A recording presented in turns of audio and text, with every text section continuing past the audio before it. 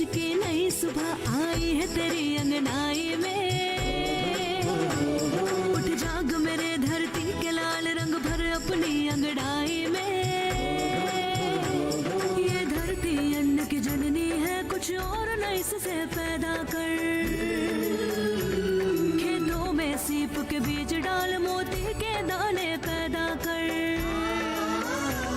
खेतों को हर एक चूनर दे, सोरंग दे फसल के फूलों को। फागुन को लाल गुलाल रंग दे, गीत सावन के झूलों को। नई सोच, नई सोच, नई सोच। क्षेत्रों में लगे हुए किसानों, मजदूर श्रमिकों, स्वरोजगार और विस्तार श्रमिकों के कौशल में सुधार और उन्नयन के द्वारा क्षमता निर्माण की दिशा में काम करता है। विशेष रूप से उस समय जब देश की कृषि लगातार विकास का अनुभव कर रही है। ASCI कृषि के उभरते क्षेत्रों में देश के जनशक्ति के कौशल को विकसित करने के माध्यम से भारतीय कृषि को बदलने की जिम्मेदारी ली है।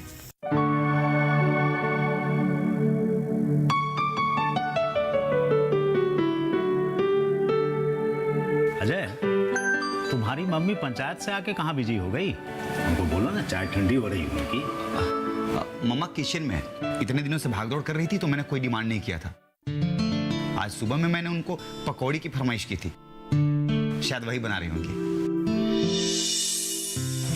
कमाल है, रात पता है हल्की हल्की बारिश हो रही थी तो मेरी भी बड़ी इच्छा हुई कि पकौड़े खाऊं। बेटा, तुम मम्मी को जाके बोलो ना कि गर्म गर्म पकौड़े के साथ थोड़ी हरी चटनी भी बना ले, अब मजा आ जाएगा। ठीक है पापा। मम्मी डैडी बोल रहे हैं कि मरवाओगे यार।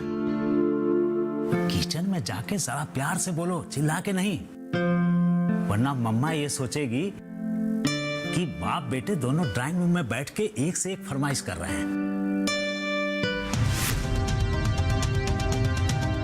हाँ पापा, ठीक है।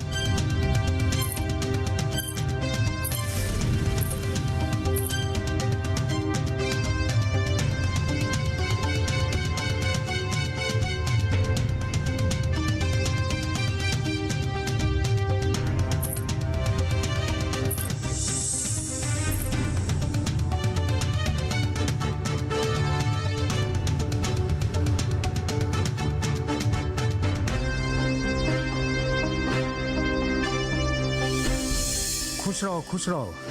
अब मगर तुम हो कौन?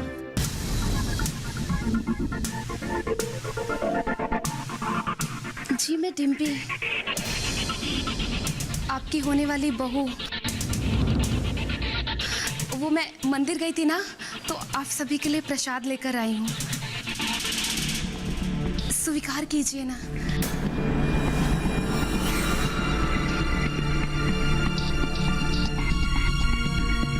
मम्मा जल्दी आओ, देखो कौन आया है। अभी आई। स्वामी जी, प्रसाद लीजिए।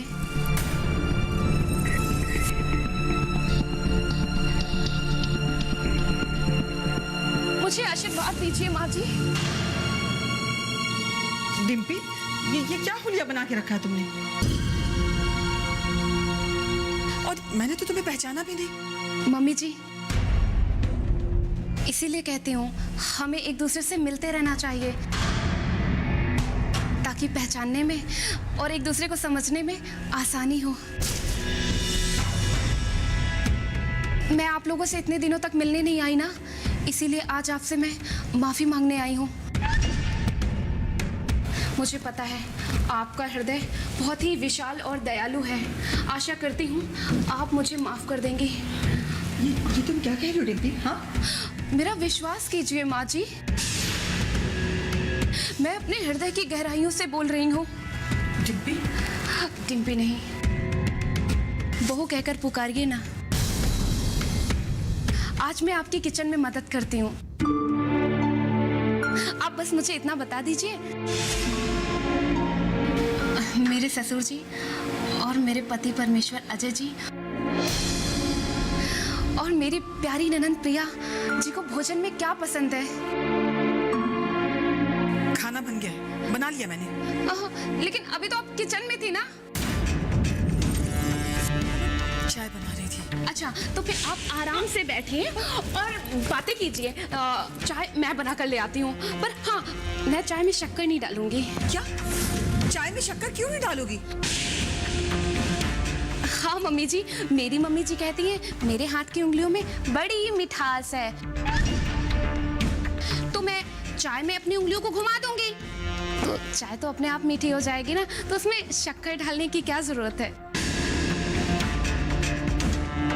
अरे आप बैठिए ना, मैं चाय बना कर ले आती हूँ।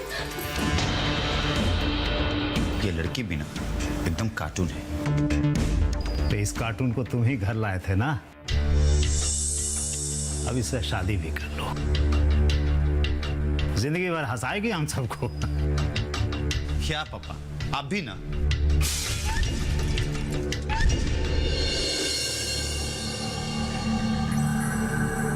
इतनी देर हो गई, डिम्पी अभी तक आई नहीं। वैसे अच्छा ही है, अगर उसने देर कर दी इसका मतलब ये है कि अजय के घर वालों के दिल में उसने अपनी जगह बना ली होगी, यानी मेरी ट्रेनिंग 100% कामयाब हो गई। जल्दी से ये खुशखबरी उसके पापा को देती हूँ, वो भी खुश हो जाएंगे।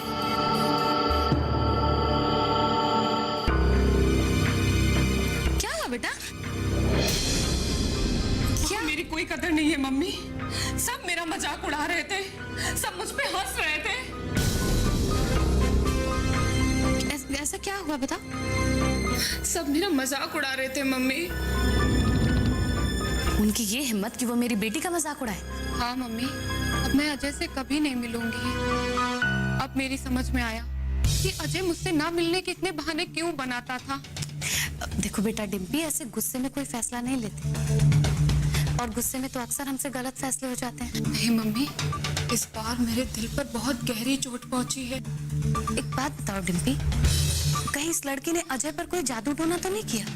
बुद्धू जैसी बातें कर रही हैं आप। क्या बोली?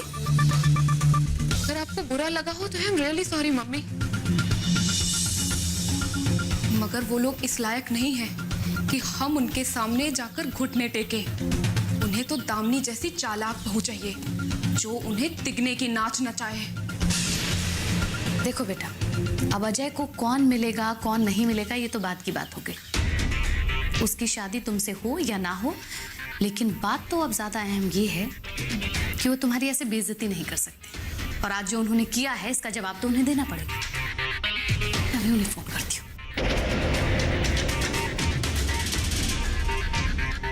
मधुमक्खी पालन, मछली पालन, मशरूम पालन, मशरूम की खेती।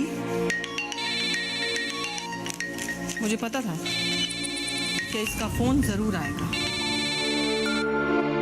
हेलो, मैं शीबा बोल रही हूँ, डिम्पी की मम्मी। हाँ बोलो। मिल गई कलेजे को ठंडक, पड़ गया चैन? क्या मतलब है तुम्हारा? हाँ, अरे वो तो मैं आपसे पूछना चाह रही हूँ कि ऐसा आपने क्या कह दिया मेरी बेटी को कि आज मेरी बेटी इतना सज धज के जो गई थी वो रोती हुई वापस लौटी है? क्या बोल रही हो तुम? यही तो मैं तुमसे पूछ रही हूँ कि वो रोती हुई घर क्यों लौटी है? रोते रोते उसकी हिचकियां नहीं बंद हो रही हैं। ऐसा कैसे कर सकते हैं आप लोग?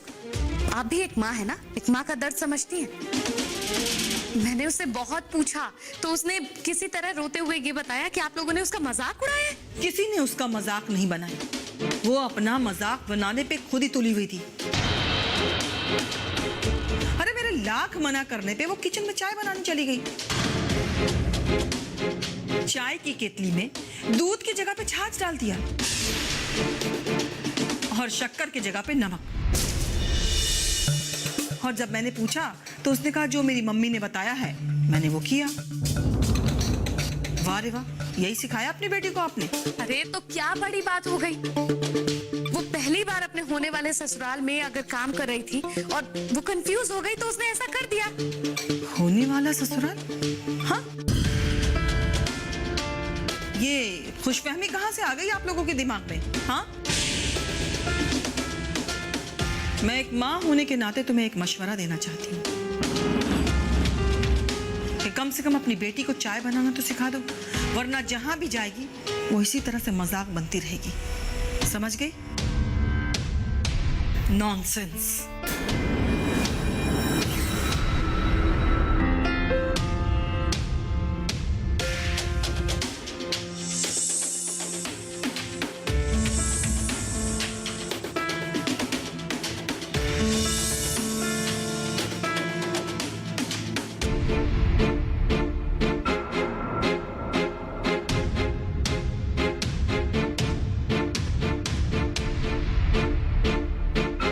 किसी बात की चिंता मत करो, सब ठीक हो जाएगा। हाँ,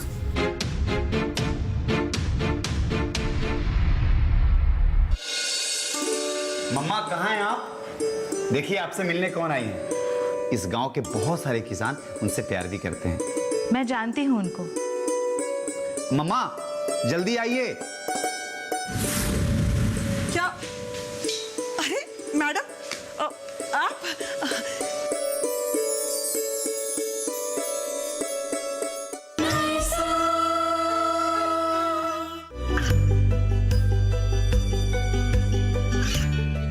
गांवों और पिछड़े क्षेत्रों में सरकारी योजनाओं की जानकारी पहुंचा।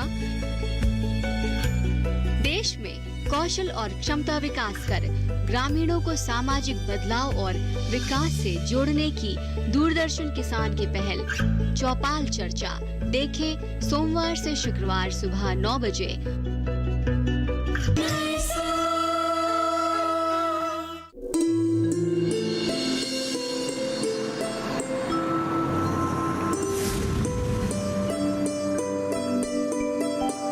ड्राइवर, गांव गंगापुर तो यही है। अब आते जाते यहाँ कोई दिखे ना तो उनसे पूछ लेना कि मनीषा जी कहाँ रहती है। एक मिनट, इस सामने से जो कोई आ रहा है ना, इसी से पूछ लेते हैं। बस रोक दो गाड़ी।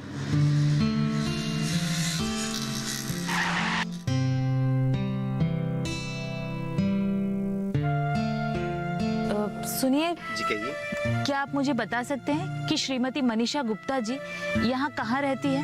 मैं तो क्या, पूरे गांव का बच्चा बच्चा आपको बता सकता है कि श्रीमती मनीषा गुप्ता जी कहाँ रहती हैं। मैंने आपसे पूछा है, क्या आपको पता है? वो देखिए मैडम, वो दिख रहा ना सामने वाला घर, वही मनीषा गुप्ता जी का घर है।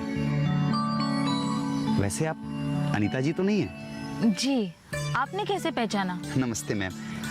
वो एक्चुअली आपकी गाड़ी में एसडीएम का बोर्ड लगा हुआ था तो मैं पहचान गया। और आपके चर्चे तो इस गांव में बहुत हैं, बहुत इज्जत है आपकी इस गांव में। आप चलिए ना, 2 मिनट लगेगा, मैं आपको ले चलता हूँ मनीषा गुप्ता जी के यहाँ। धन्यवाद जी।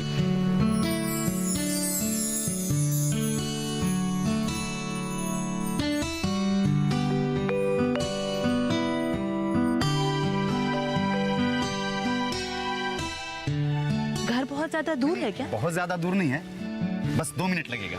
ठीक।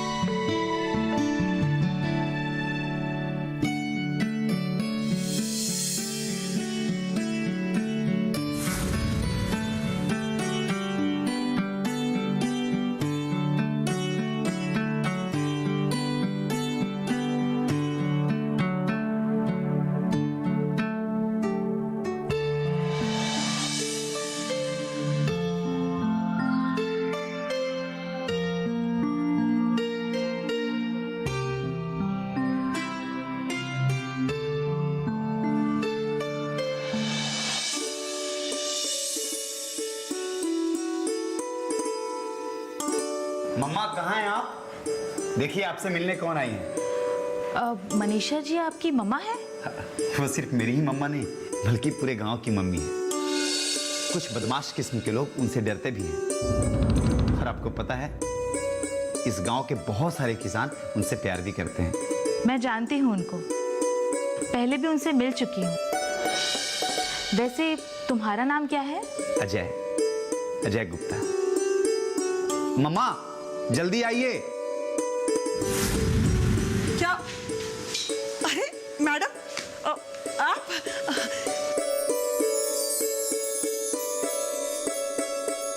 नमस्ते मैडम, नमस्ते। नमस्ते। आइए ना, बैठिए। यहाँ कैसे? बस आपसे मिलने चली आई। पता है आज मैं तो बहुत बहुत ज्यादा खुश हूँ कि आप हमारे घर पे आई हैं। मनीषा जी, सोशल वर्क के साथ घर भी काफी अच्छी तरह से संभाल लेती हैं आप। हाँ मैडम, वो तो करना ही पड़ता है ना, लेकिन मैं कोई काम अकेले नहीं करती मैडम। मेरी बेटी प्रिया, मेरा बेटा अजय और मेरे पति अरविंद जी सब मेरी मदद करते हैं। प्रिया, प्रिया बेटा। लीजिए मामा। थैंक यू बेटा, थैंक यू। प्रिया, ये अनीता कुमार जी, मैंने तुम्हें बताया था ना इनके। हाँ हाँ जी नमस्ते। और ये मेरी बेटी प्रिया। अच्छा, तो आप हैं अनीता जी। पता है आपको, मम्मा तो आपकी तारीफ करते थकती ही नहीं है। जो लोग खुद अच्छे होते हैं वो दूसरों की तारीफें जरूर करते हैं। अरे मैडम। प्रिया बेटा, जरा डैडी को बुला के लाना। जी मम्मा। अरे भाई, पापा को मालूम हो गया है कि अनीता जी आई हैं। नमस्ते अनीता जी। नमस्ते। स्वागत है आपका। जी शुक्रिया। लीजिए ना, शरबत तो पीजिए। आप लोग भी लीजिए। हाँ जी। अजय बेटा लो। हाँ लो भैया।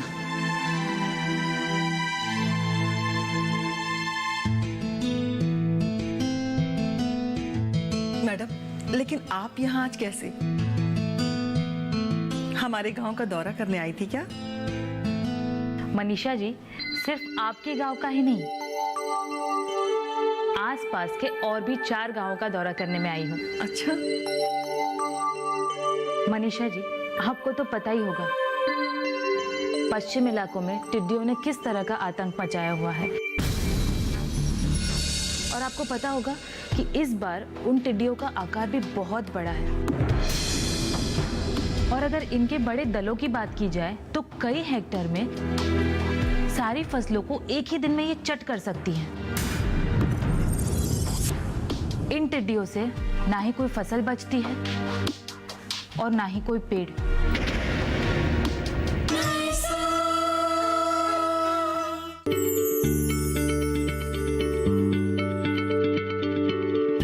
क्या आप किसी बीमारी से परेशान हैं? चाहते हैं डॉक्टर की सलाह? तो हम हैं आपके साथ। बताएंगे आपको जीने की राह। समस्याएं आपकी, समाधान देश के मशहूर विशेषज्ञों के। घर बैठे बात करें देश के जाने माने डॉक्टरों से।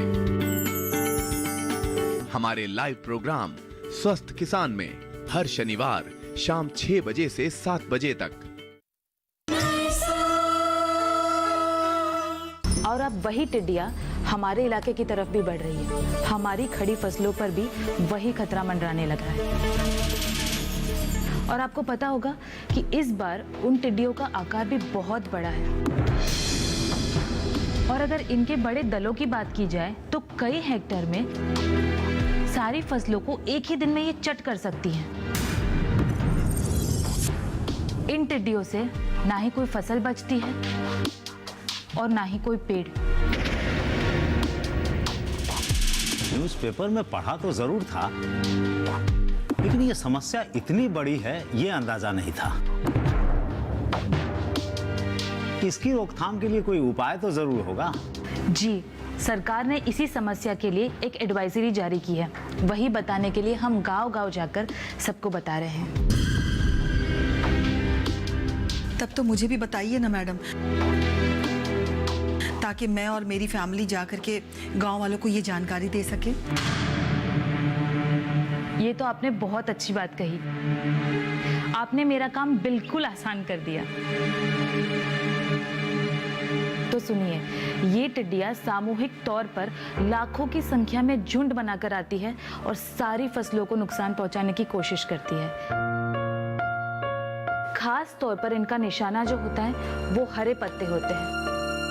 आम तौर पर ये दिन ढलने के वक्त आती है और फिर वहीं जमीन पर बैठ जाती है। इनके रहने का ठिकाना पत्ते, झाड़ियां, फसलें ये सब जगह होती है। और अगली सुबह ये अपना आगे का सफर शुरू करती है। ऐसे में जब टिड्डियों का हमला हो तो तो किसानों को ढोल, नगाड़े या फिर थाली बजाकर शोर मचाना चाहिए, जिससे कि उन टिड्डियों को वहां से भागने पर मजबूर किया जा सके। और एक तरीका है मनीषा जी, खेत के किनारों पर नालियां बना दी जाए और उन नालियों में पानी भर दिया जाए। अब जैसे ही इन टिड्डियों के बच्चे और अंडे उस पानी में गिरे तो उस पानी को मिट्टी से दबा दिया जा सके। और सूखी मिर्च के पौधों को जलाने से जो जहरीली गंध पैदा होती है, उससे भी ये टिड्डियां भाग जाती हैं। और अगर ये टिड्डियां खेतों की तरफ आने लगे, उसी वक्त जगह जगह पर आग लगाकर धुआं किया जाए तो भी ये टिड्डियां वहां से भाग जाती है। इन टिड्डियों से निपटने के लिए रासायनिक दवाओं का भी प्रयोग किया जा सकता है। ये सब तो ठीक है अनीता मैम, लेकिन किसानों की फसलों को अगर टिड्डियां खा गई तो वो लोग तो बर्बाद हो जाएंगे, उनका क्या? अजय, सरकार ऐसे हालातों में उन किसानों को मुआवजा तो जरूर देती है, लेकिन जिन किसानों में फसल बीमा करवाया है उन किसानों को ये मुआवजा मिलना आसान हो जाता है। फसल बीमा योजना, मैडम हमें भी इसके बारे में जरा जानकारी दीजिए, ताकि हम भी अपने गांव के किसान बहन भाइयों को इसकी जानकारी दे सके, ताकि हमारे किसान बहन भाइयों को इसका लाभ ज्यादा से ज्यादा हो सके। मनीषा जी, प्रधानमंत्री फसल बीमा योजना सन 2016 में कृषि एवं किसान कल्याण मंत्रालय यानी कि ministry of agriculture and farmers welfare के अंतर्गत प्रारंभ की गई है। यह फसल के नष्ट होने की दशा में किसानों को व्यापक बीमा कवर प्रदान करती है और ये किसानों की आय को स्थिर बनाए रखने में भी मदद करती है। That's great. I think इस योजना से किसान बहनों और भाइयों को काफी फायदा होगा। एब्सोल्युटली। इसके तहत सभी खाद्यान्न, तिलहन, वाणिज्यिक या व्यावसायिक और बागवानी फसलों को भी शामिल किया गया है। इसमें किसानों द्वारा भुगतान की जाने वाली प्रीमियम राशि खरीफ फसलों के लिए 2% और रबी की फसलों के लिए 1.5% निर्धारित की गई है। इसके अलावा वार्षिक, व्यावसायिक और बागवानी फसलों पर प्रीमियम राशि 5% ही है। ये योजना उन किसानों के लिए अनिवार्य है जिन्होंने अधिसूचित फसलों के लिए फसल ऋण या किसान क्रेडिट कार्ड केसीसी के तहत लोन लिया है, जबकि अन्य किसान बहनों और भाइयों के लिए ये बीमा योजना उनकी इच्छाओं पर निर्भर करती है। Sorry to interrupt you ma'am, मेरा एक सवाल था, ये बीमा कोई स्पेशल कंपनी करती है क्या? नहीं, ऐसी कोई बात नहीं है।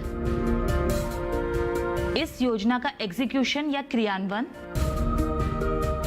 लिस्टेड सामान्य बीमा कंपनियों द्वारा किया जाता है। एग्जीक्यूशन एजेंसी का चयन संबंधित राज्य सरकार द्वारा नीलामी द्वारा किया जाता है। इसमें न सिर्फ खड़ी फसल बल्कि फसल पूर्व बुआई तथा फसल कटाई के बाद के जोखिमों को भी शामिल किया गया है। इस योजना के तहत स्थानीय आपदाओं की क्षतियों का भी आकलन किया जाता है और संभावित दावों के 25% का तत्काल भुगतान ऑनलाइन माध्यम से ही कर दिया जाता है। ये फसल बीमा योजना तो बहुत ही इंटरेस्टिंग है। इससे तो किसान बहनों भाइयों को बहुत ही लाभ होगा। वैसे मैम, इसके लिए आवेदन कहाँ किया जाता है? इस किसान योजना के लिए बैंक जाकर भी आवेदन किया जा सकता है या फिर ऑनलाइन रजिस्ट्रेशन भी किया जा सकता है। इसके लिए लिंक https:/pmfby.gov.in/ पर ऑनलाइन रजिस्ट्रेशन भी करवा सकते हैं। यदि आप फसल बीमा योजना के फॉर्म को ऑफलाइन भरकर रजिस्ट्रेशन करना चाहते हैं तो इसके लिए नजदीकी बैंक शाखा पर जाना होगा यहाँ पर आपको Aadhaar card, PAN card, driving licence, voter ID card या पासपोर्ट देना होगा। दीपा, मेरे सब्र का इम्तिहान मत लो। अरे बताना हो तो बताओ, नहीं तो जाने दो। रुक जाइए डैडी, वहाँ क्या हुआ मैं आपको बताती हूँ। पहले तो आपका होने वाला दामाद यानी कि अजय मुझे देखकर हंसने लगा। वो हंसने लगा? उसके बाद मनीषा आंटी मुझे गौर से देख रही थी। फिर मजाक उड़ाने के लहजे में उन्होंने कहा, ये क्या हुलिया बना कर रखा है। मुझे बहुत बुरा लगा। नई सोच के नई सुबह आई है तेरी अंगनाई में। उठ जाग मेरे धरती के लाल रंग भर अपनी अंगड़ाई में। ये धरती अन्न की जननी है, कुछ और न इससे पैदा कर।